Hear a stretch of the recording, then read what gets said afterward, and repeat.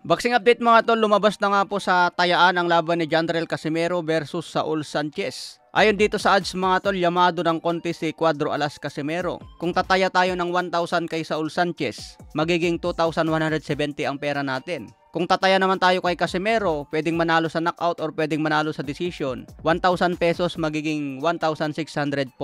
So parang 640 pesos lang ang panalo natin sa 1,000. Pero kung tataya natin si Casimero by knockout, yung 1,000 natin magiging 3,250 pesos. So malaki ang panalo natin kung tataya tayo kay Casimero by knockout. Ngunit kung tataya natin si Casimero by decision, yung 1,000 natin magiging 2,870. So malaki pa rin ang panalo natin mga tol kung tataya tayo kay Cuadro Alas Casimero. Kaya sana to pa rin ni Casimero ang pinangako na manalo siya by knockout para lahat tayo tiba-tiba. Sa ibang banda, Devin Haney balik ensayo ulit. Pumunta nga po ito sa wildcard gym ni Coach Freddy Roach. Habang nagpapanchim bag si Devin Haney dito, nanonood si Coach Freddy. Sinasabi nga po ng kampo ni Devin Haney na gusto nila ang rematch kay Ryan Garcia. Kailangan daw sa pangalawang laban masusunod lahat ang gusto ni Devin Haney. Parehas daw sila magpa-test sa VADA testing. Sana malinis na raw ang magiging rematch nila kung sakaling may kasa. Hindi man ngayon mga tol posible sa 2025.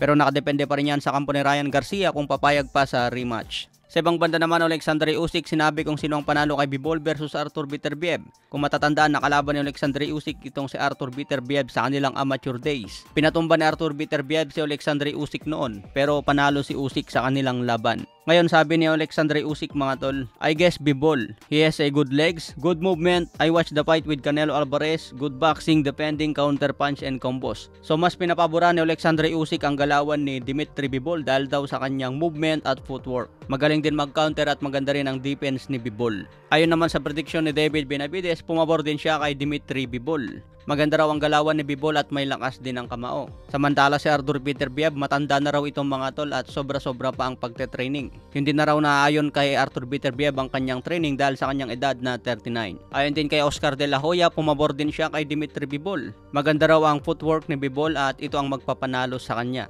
Ayon naman kay former legendary champion na si Roy Jones Jr., kung kaya raw tanggapin ni Bivol ang suntok ni Arthur Beterbiev, malaki ang pag-asa niyang manalo. Ngunit kung hindi raw kakayanan ni Bivol ang mga power punch ni Beterbiev, may kalalagyan si Bivol. Kasi magbabago ang galawan ng isang boksingero kung tatama na ito ng solid lalo na kung malakas. Kaya abangan natin yan October 13 mga tol.